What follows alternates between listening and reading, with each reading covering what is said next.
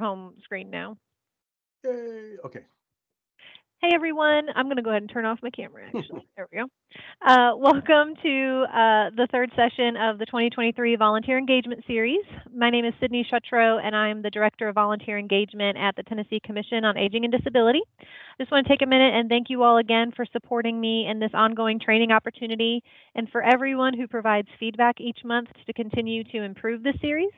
Please feel free to reach out to me anytime with suggestions on what you want to see and things that you want to take away from the series. We always want to look for improvements.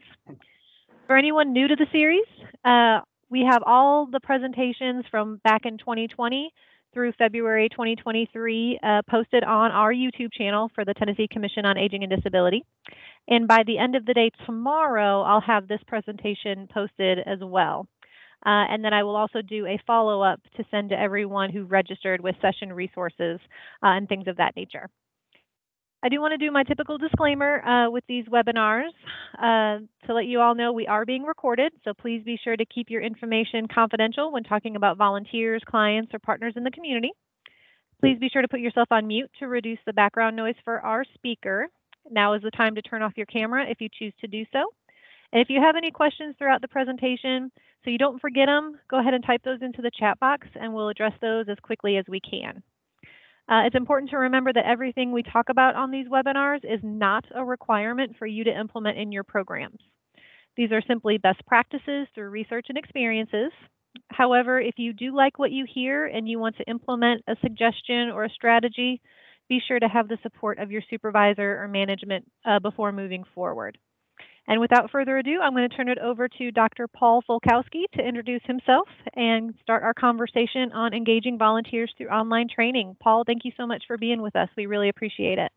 Well, thank you so much for the opportunity. I really enjoy talking about this. This is one of my passions. I've been doing this since, well, I think about 2013. And I was asked, University of Nebraska Department of Gerontology asked me to put up their courses online. And at first I was a little hesitant. I thought, oh boy, because I really, up to that point, have been teaching in class. But what I discovered was something very unique and something that I think is really a great tool if it's done well. Anyway, this is my contact information. Always feel free to contact me if you have any questions, you need any help with anything when it comes to online training, designing or implementing something.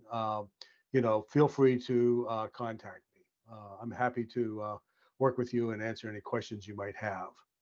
One of the things that I do to make these presentations a little more interactive is I started using poll everywhere. And so if you would, this is a way for you to join in the conversation without, having to speak up, so to speak, in the chat box. But anyway, if you would text my name minus the I don't know why they didn't give me the I of my name, but anyway, it's Paul Falkowski, 892 at 22333. You'll get a message that says you've joined the session. And once you join the session, I'd like you to uh, uh, text one word to describe how your day is going. Yeah. Busy, busy.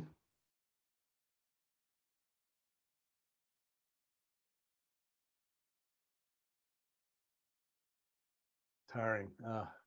Well, it's almost Friday. Chaos. Yeah, that would describe my week. Long. Uh, yeah, Thursdays are like that, aren't they?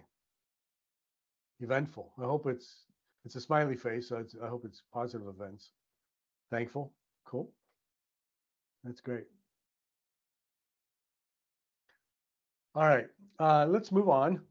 And I'd like you to tell me if you already have your volunteer training online. I'm trying to just get a little feel for who's in the audience. So A for yes, B for no, C for in the planning stages, D, I'm thinking about it, E, none of the above.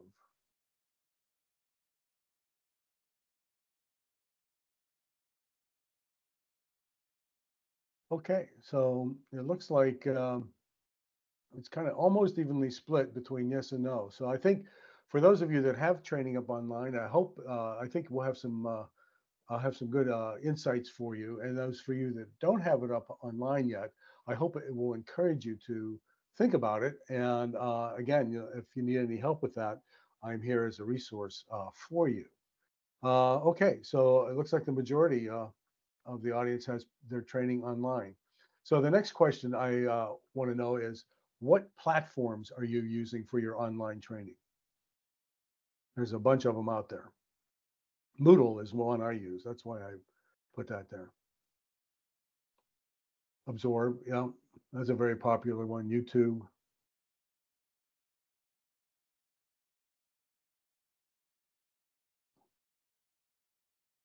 Absorb. A lot of people are using Absorb. Yep, yeah, it's a very popular one.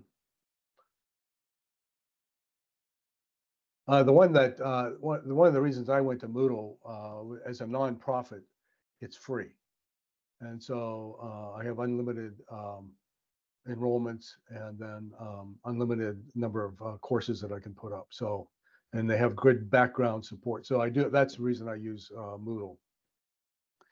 Okay, all right, good. This gives me an idea then. We've got some folks in the audience that are pretty well versed in this, so that's good.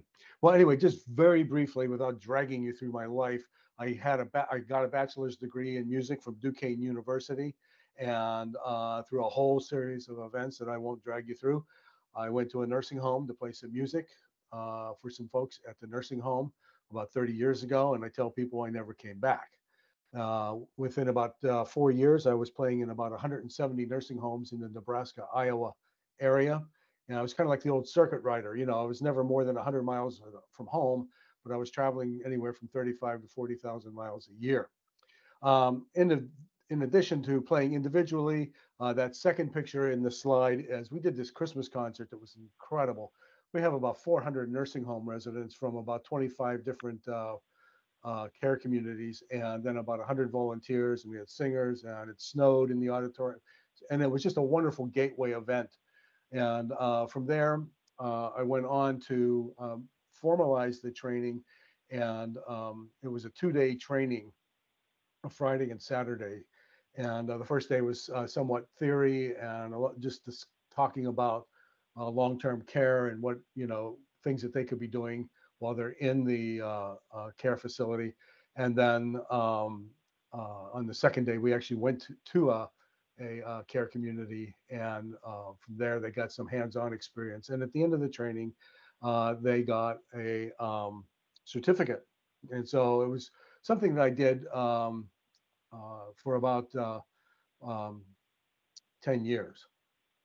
Then I also wound up getting a PhD in gerontology. I made the mistake of calling the university, and the chair at that time, Jim Thorson, said, "Oh, you need to come back and get your certificate in gerontology." Well, I did, and then I got a master's, and then by that time I was hook, line, and sinker. And my dissertation, by the way, is online: volunteer programming impact on nursing home care. And I just checked the other day; it has been downloaded over 5,000 times now, and it's actually been cited in the recent document produced by the Academies of Science and Engineering, uh, Innovative Thinking for Long-Term Care, the report that they just put out. So very proud of that. Anyway, I moved everything up online right before the pandemic. And so we'll be talking about that. And then finally, I'm married to my wife, Mary, who is a saint. She puts up with me. We have completed 50 years of marriage. And and I am still living. So that's good. Anyway, if you know what I mean. I wrote a book finally about all of this, creating the volunteer force, which you can find anywhere online. Okay, so that's me. Today, what I want to do is explore just some ways that we can create some exciting experiences for your online training. One of the worst things that experiences I've had is, and I'm sure you've been through that too, you watch a video, take a quiz, watch a video, take a quiz, and how much learning is really going on there. And so, how do we really engage people online? And so, of course, you can reach large audiences with your online training, and that's great. But are they really learning? Are they really absorbing the material? How do you know that? So today we'll talk about some of the fundamentals for creating an online course that will be effective not only for passing along important information to your volunteers, but to create a sense of community as well and to make it a memorable experience. But first, we need to talk about immediacy and what that's all about and how do you create that online.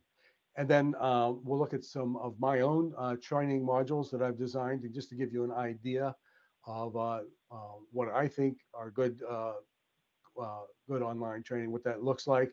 And then from there, we'll look at some activities that are effective for promoting learning and retaining what is learned.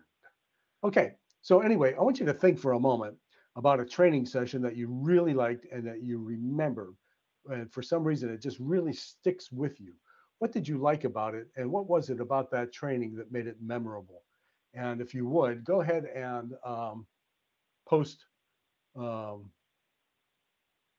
some of your ideas about that. And while you're doing that, I'll tell you the one I remember that I'll never forget.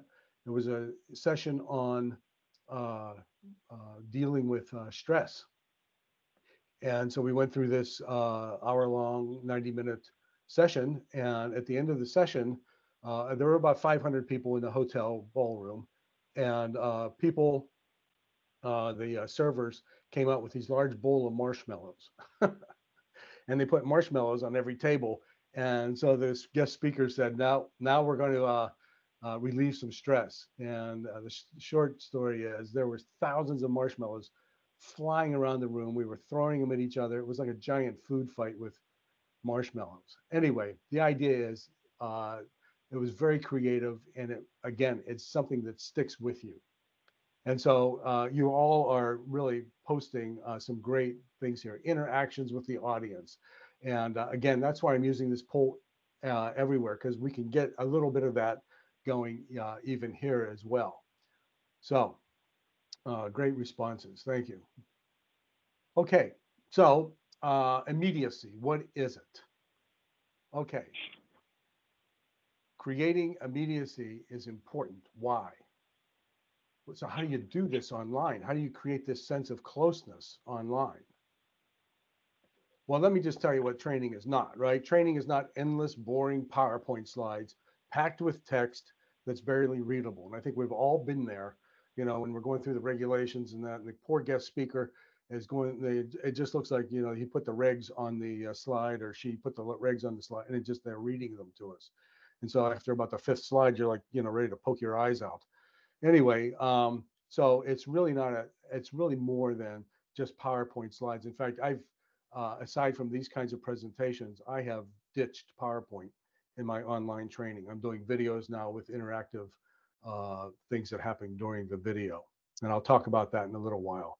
So it's interactive, it's teamwork, it's me working with you, and you working with me, because adult learners are not going to just swallow everything that you are telling them because they have had their own life experiences. So it really needs to be this back and forth. It's a shared experience.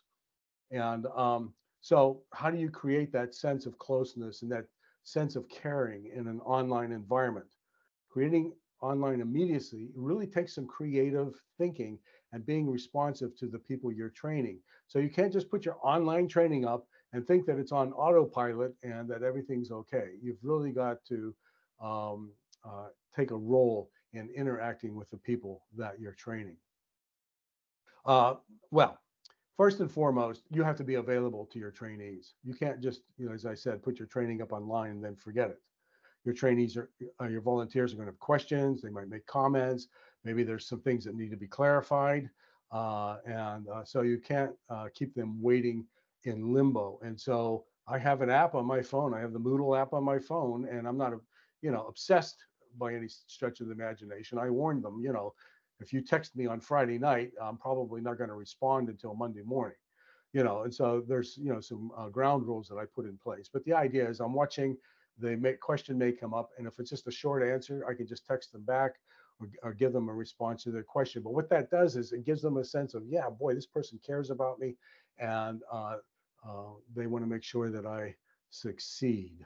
So anyway, so responding in a timely manner to questions and comments, that really, really goes a long way Again, one of the things that I'm proud of is in my evaluations, that always comes back that the instructor was responsive to me.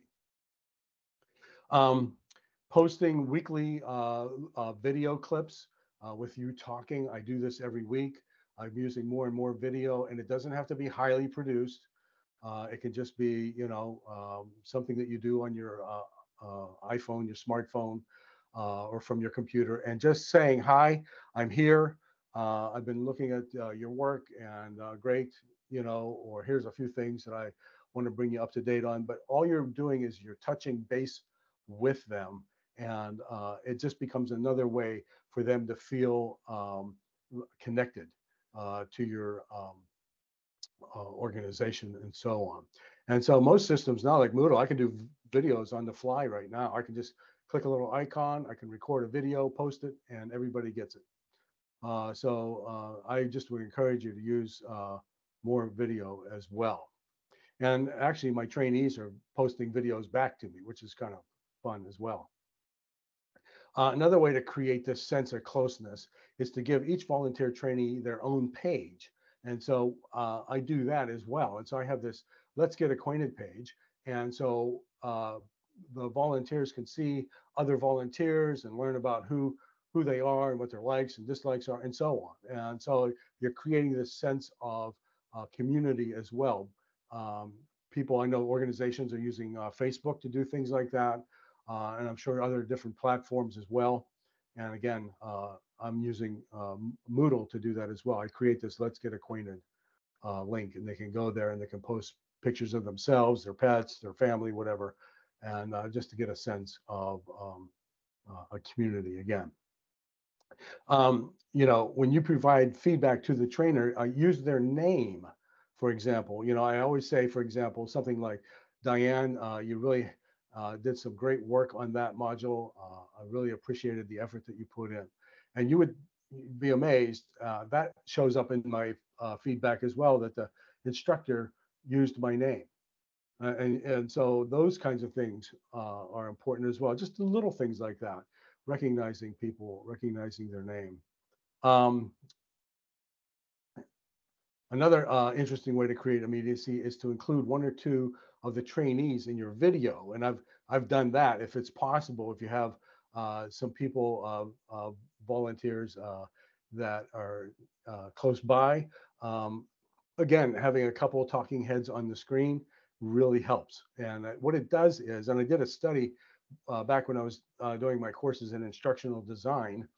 I had one talking head, I had two talking heads, I had three talking heads in this presentation. And it was amazing. The three talking heads, people said they felt like they were in a community.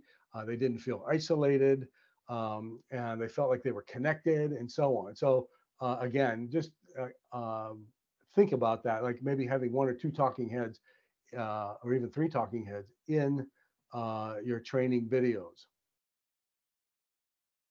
Okay, creative thinking. Okay, creating online immediacy takes some creative thinking and being responsive to the people that you're training. So you can't just put that training online and then think you're done. You want your volunteers to leave your training with a wow feeling. Wow. Okay. Before I go any further, is there any questions or any comments that you would like to make? Anybody just completely disagree with everything I'm saying? I don't think that's the case. But we did have someone. Can you let us know what the name of your dissertation was again? Or do you have a link to it that I can share with everyone? Yeah, I'll tell you, it'll pop right up. I'll tell you what, it's volunteer programming impact on nursing home quality of care. Alrighty, I will look that up and see if I can find that while you're talking. Yeah. I think if you go to Google Scholar, I think it'll pop pretty quick. Any other questions? Not that I see that have come into the chat box, but anyone is welcome to unmute themselves and ask a question.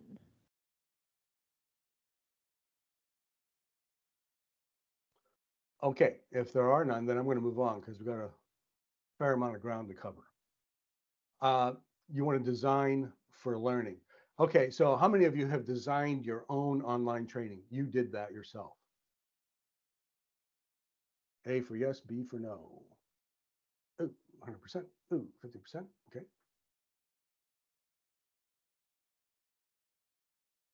All right. So most people have not, is what it looks like. Okay, well, there's some ideas, and I hope that I can give you some ideas that you can pass on to the people that are designing your courses.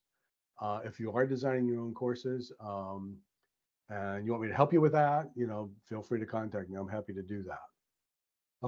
Okay, let's move on. You want to break. Oh, why didn't that move? Oh, you want to think in terms of modules. Okay, you want to chunk your training. You don't want this 3-hour video or the Cecil B. DeMille thing.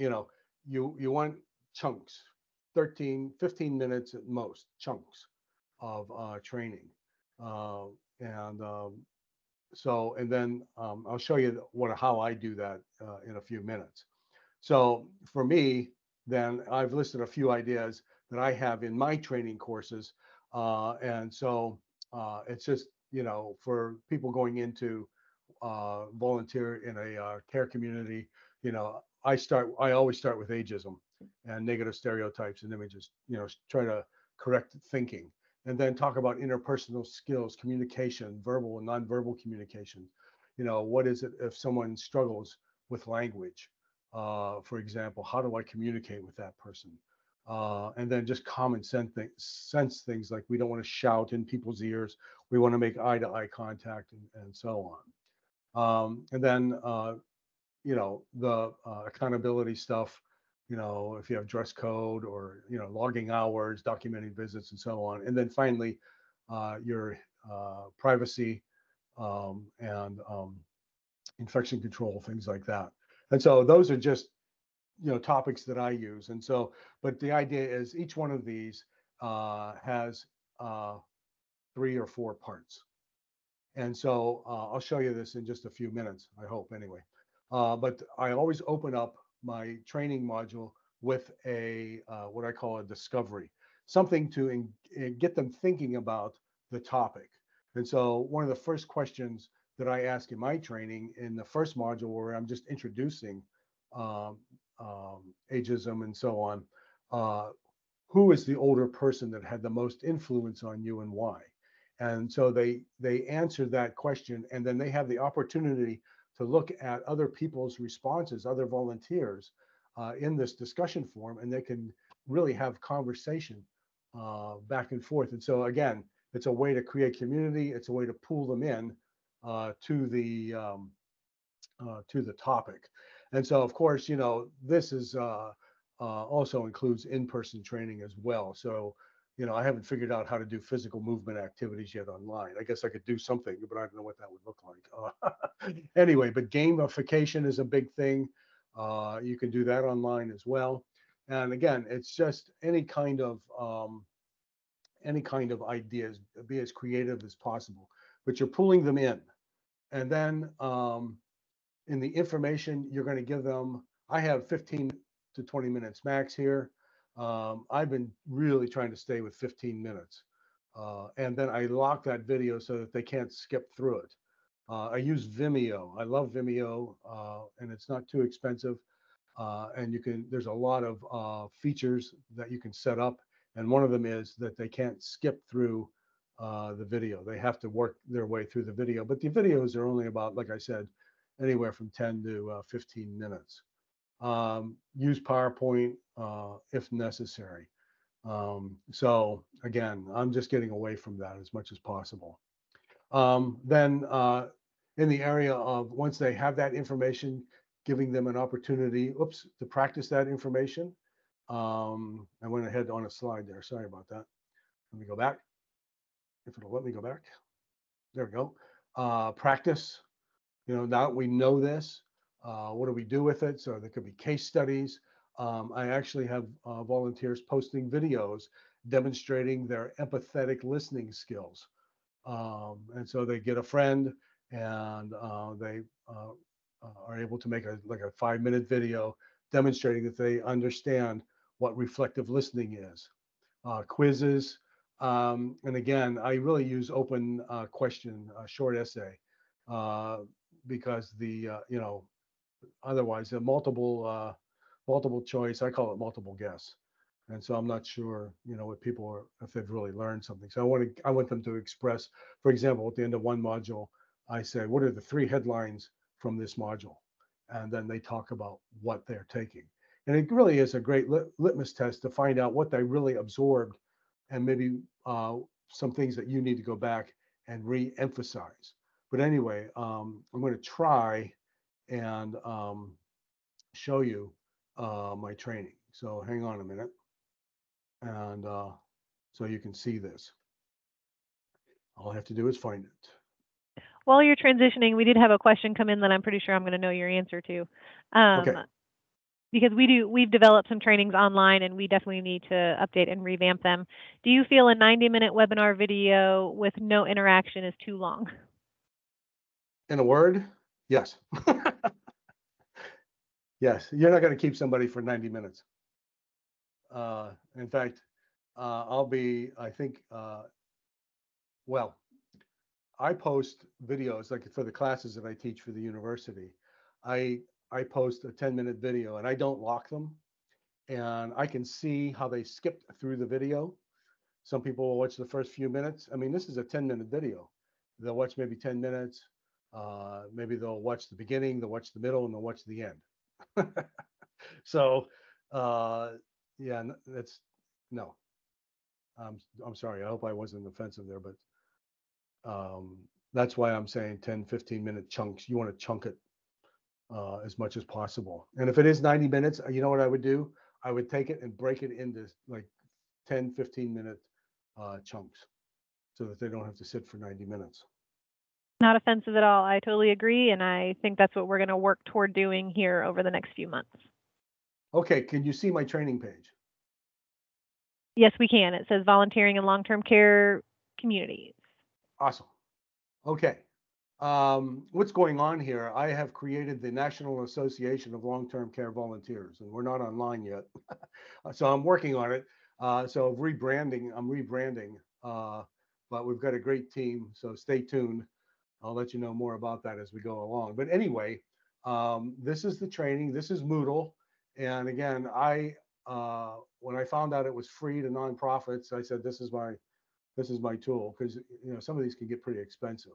Anyway, over here you can see everything's lined up so that people can see where they're headed.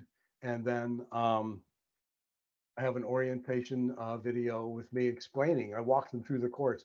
This is what we're going to do. This is what we're going to talk about. This is how you post in a discussion question, and so on and so on. And so each one of them is laid out using that pattern. Opening activity, it's a discussion forum. And I think probably all of you have participated in something like that, where there's a question and then people are responding. And then I can respond back. And this is what I've been doing. And it's really fun. So I can, I'll show you how easy this was, I think. Yeah. So right there's a camera. So it won't do it now because my camera is tied to the Microsoft Teams. But I click on that, I record the video, and then I hit save, and it's there. And so what I'm doing is I'm talking to someone saying, hey, this is a great response or whatever. And again, it's a way to create that immediacy. Then I move to a lecture. And these are interactive lectures. Now I unlock this so that you can see how it works. So, and I'm making these videos in Camtasia. I'm recording them on Zoom using the green screen, and then adding the. Okay, now that you've had a chance to think about that older adult that had the most influence on you and the way they influenced you, it really highlights the idea that older adults do shape the way we think about aging and our worldviews. Okay. And so what happens as a result, they're twice as likely to die in the same period of time. Is how important those social connections are for us. Okay, then it stops and they have to answer a question based on what I just said. And so again, they can't skip the question.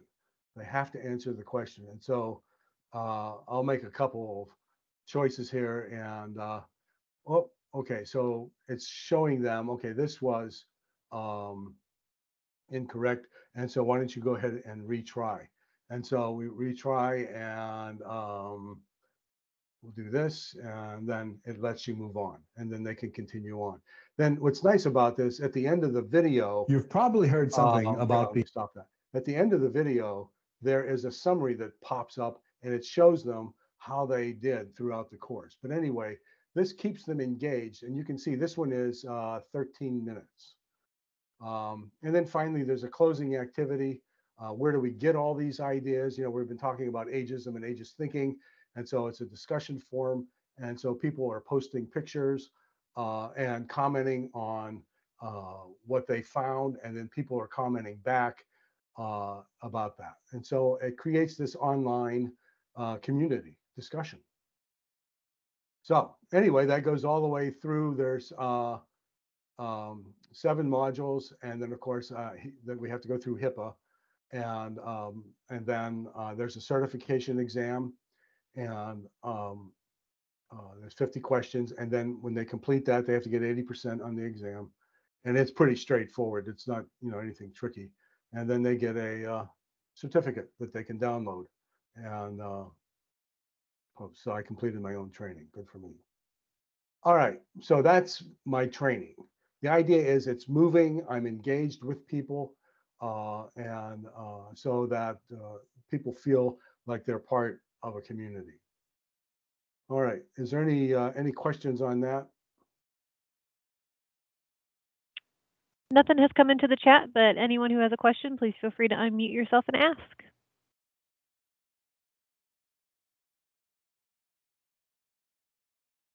Okay, now I got to figure out how to share my screen again.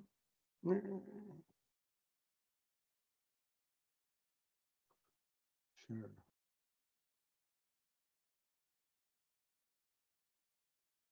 Uh-oh. Oh, there it is. Okay, can you see my presentation again? Yes. Okay, great. All right, if anything comes up while I'm talking, if you think of a question, just let Sydney know or post it. All right, so we took the tour. All right. And if you want, you could even post questions now here at the poll everywhere.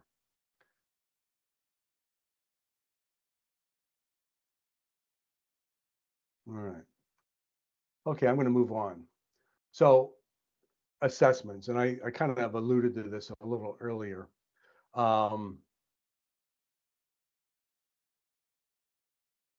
Just a minute here. I got to get my act together. There we go. So for me, I've really abandoned multiple choice. I use fill in the blanks, matching, and different things. Short essay is my favorite. So, I'm not sure what we're measuring when we do multiple choice. I've been calling them multiple guess lately. I want people to really, think about the material that was presented. And I think it also reveals if they've misunderstood something that you said or taught, it shows up in a short essay question, for example. Of course, multiple choice, it's easy to administer, that can be automatically scored, and that can be randomized so that no 2 quizzes are the same as far as the question order and things like that. So, they're good to get, they're good for, like statistics and things like that. How many people live in nursing homes, and so on and so on, that kind of thing. But, they test, the volunteer's ability to recall numbers and statistics is the way I look at it. But as far as concepts, when I talk about reflective listening, do they really understand that? And so on. And so, the downside of the multiple choice, of course, is people may suffer from test anxiety, and I have students, I've had volunteers express that to me, and so the test only exasperates that. And then, it really doesn't represent real life. I mean, no one's going to give you a multiple choice test on the job. Well, wait, oh, somebody's mic's on. All right, so be creative when designing your multiple choice questions. Again, the answers, short answers, short essays, ranking. I've done that. Here, rank these from least important to most important, or what are the activities that you can do? What are the activities you can't do? Using images instead of words. Which image best represents um, this concept, and so on. Anyway, just really getting people to think about the content rather than trying to guess whether it's A, B, C, or D, or all of the above, or none of the above. Again, essay questions are great for critical thinking skills, depth of knowledge, discussion boards with peer reviews that allows for interaction among the trainees as they address a question, a scenario, or a case study, and they can compare answers and they can have these conversations online. Group projects, I've been doing that in several courses that I teach now, and that creates some synergy among the people you're training. They're working, maybe two or three, working on a particular project or an assignment. For example, I teach a course in volunteer management, and this week, teaching them students how to write job descriptions. And so I have 3 people in a group, and they're working together to create a job description for someone, a staff position at a nursing home or a volunteer position at a nursing home. And so they're working on that together. And then, creating that sense of community and teamwork. So, what do my volunteers need to know, and how I know if they actually know it now? And the thing is, you really want to take some time with this, because it's not only providing the service and support, but it also goes to liability as well. You have to show due diligence. Yes, we really, taught them this. They demonstrated that they knew it, and so on. And so, heaven forbid if something happens. And thank God I've never had anything really happen. But you always want to think about, you want to be able to come back and show, due diligence. We did this training. The volunteer acknowledged that they knew it, and so on. So when they get done with that training, then you really want them to come away from that training thinking like, wow, I really got a lot out of that, and immediacy, getting that sense of community going with your volunteers and the people that you're training. And it needs to be a whole lot more than just a series of videos and quizzes or PowerPoints. Your training needs to be interactive, and you really need to be thinking about how I can do that. How can I be interacting with my trainees? How can I get them interacting with each other, and so on? And then think in terms of chunks. The modules. Inside the modules, there's 4 parts, right? The introduction, the discovery. Hey, let's talk about the person, the older adult that most influenced you. Who was that, and why did they? And create that discussion and get them thinking about that. Then, or information, giving them the information. Memory loss is not a normal part of aging, right? And so, and teaching and showing them why these different concepts are in place, are true, and then giving them an opportunity to act on that. Let's go out and let's find on the internet, let's find images and videos, movies that contain ageist or negative stereotypes, and talk about why you think that is, and then giving them an opportunity to interact with other people concerning things like that. And then, of course, then having some kind of an assessment so that you can test what they have learned. But the main thing is that you need to be present for them. And so, I think people, I mean, I could be wrong about this, but you can't just put something up online and think that that's the end of your job. You really need to monitor and you need to interact with your volunteers that are in training. And if it's a great experience, they'll likely retain a lot more of that content you presented, as opposed to having to endure dreadful, endless PowerPoints, right? All right. So that is my presentation. So let me have it. What questions? Or as my father would say, anybody have any answers? Thank you so much, Paul. And we don't have anything in the chat box just yet, but people, of course, feel free to type it in the chat box, type it in to Poll Everywhere, unmute yourself.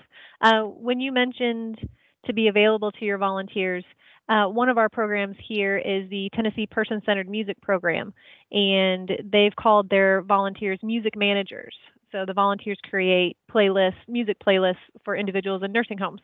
And our coordinator does monthly jam sessions, which is about an hour to an hour and a half online meeting with volunteers, and they can come in. It's almost like a office hours type deal, but she kind of included that all with the music theme. And she's had probably, I think she has about 15 volunteers, and at least 5 to 7 come to every jam session to just talk about different things, and she's really able to engage them that way.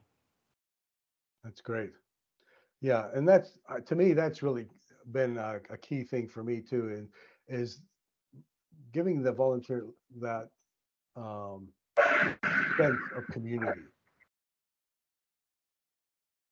Oh, Go ahead. I think we have somebody off mute. okay. That is.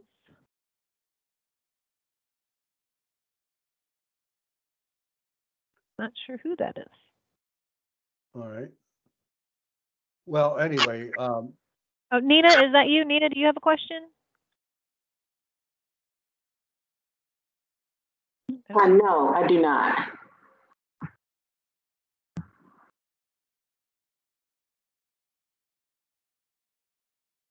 We had a comment in the chat box. Your information is definitely going to help one of our individuals with volunteers and their training. We do use here at the Commission on Aging and Disability the Absorb Learning Management System. We just purchased that for all of our programs. So we're going to be working to gradually expand that to more and more programs internally and externally. So we're excited for that opportunity to kind of figure out all the things that are available in Absorb to make it more interactive for our volunteers and state, regional, and local staff. Yeah, and that's great. And again, you know, there's a lot of great platforms out there. And for me in my own work, I went with Moodle. I work with a lot of activity directors in, you know, smaller nursing homes, and they really don't have much of a budget.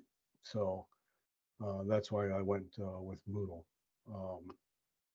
You know, but again, it's not so much the platform, it's how it's being used and the content that's being put up, you know, and so that's the key part there, the design of the training.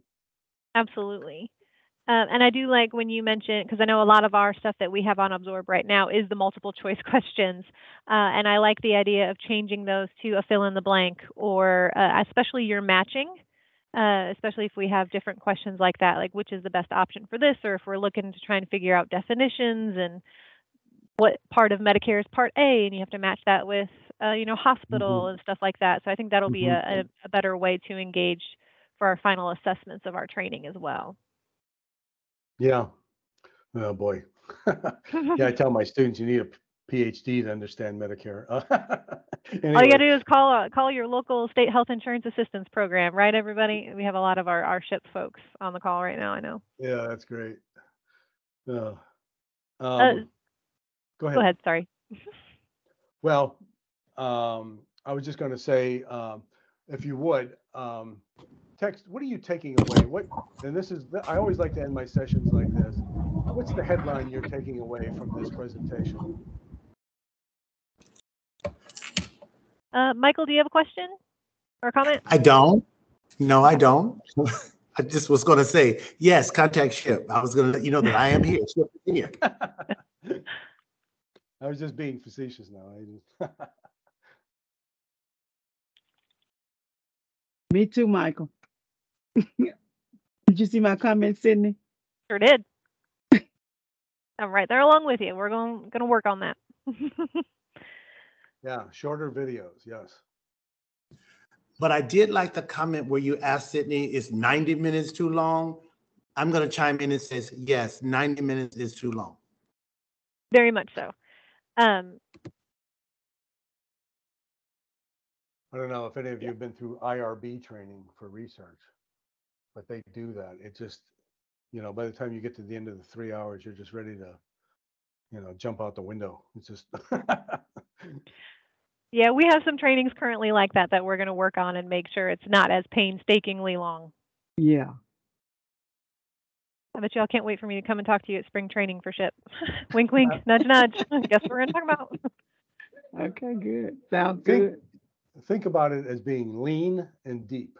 That's what I like to do. Right. Good way to look at it. Yeah. So please continue to put your comments, whether it's here through poll everywhere or in the chat box. While we still have everybody for a couple minutes, I just want to update everybody with a few little reminders. I'm going to put this in the chat box, but we did develop the new volunteer opportunity request form. So I'm going to put that in the chat. It's a form you can fill out.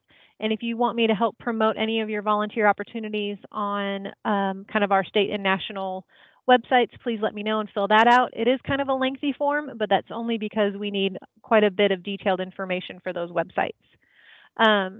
We also have a few conferences coming up here in Tennessee and elsewhere. April 2nd to the 5th is the Volunteer Tennessee Conference. That's going to be here in Nashville. So if you're interested in attending that, I can send you more information and I'll send that in the follow-up. The Points of Light Conference is coming up in June. Fingers crossed. I'm really hoping that I can go this year. It's the world's largest volunteer engagement conference. Paul, have you ever been to Points of Light? That's probably one that you might be familiar with. I'm familiar with it. I actually had a volunteer that got a Points of Light award. Oh, very cool. I know. So, but anyway, no, I have not been to the conference though. That's in Chicago this year, so not too far away from you. Well, no. Mm-mm. And so if anyone's interested in that, that conference is June 14th to the 16th in Chicago, and I'll send information on that with more details in the follow-up email. Registration opened on March 1st, and early bird, kind of with the cheapest registration rates, goes until March 31st. So if you're interested in doing that, talk to your supervisors and get your permissions, and hopefully I'll be able to see you there as well. And then next month's webinar is going to be on April 13th. And this one, we got a lot of requests for this one from our senior center directors. So shout out to our senior center directors. April 13th, we're going to do a session on board of director recruitment and retention. So I'm trying to look a little bit more into some board of directors training, even if you don't have a board, maybe you have an advisory council, like we have a commission here, so we might be able to find some good tips and tricks on how to get some good board members in our organization. I did hear from one of our speakers, Elaine Small, who is going to be presenting to us about remote volunteer opportunities in June. She's taken another position and she's not able to join us for our session in June, so I probably will be tweaking that session a little bit. So if you have any suggestions on what you want to hear about, it could be the remote volunteer opportunities, but if you have another topic that's kind of pressing that you want me to do some research on, let me know and we might be able to tweak that June session of the series. But other than that, you have Paul's information there on the screen. I know I'll probably be bouncing some ideas off of him as we're updating our online training.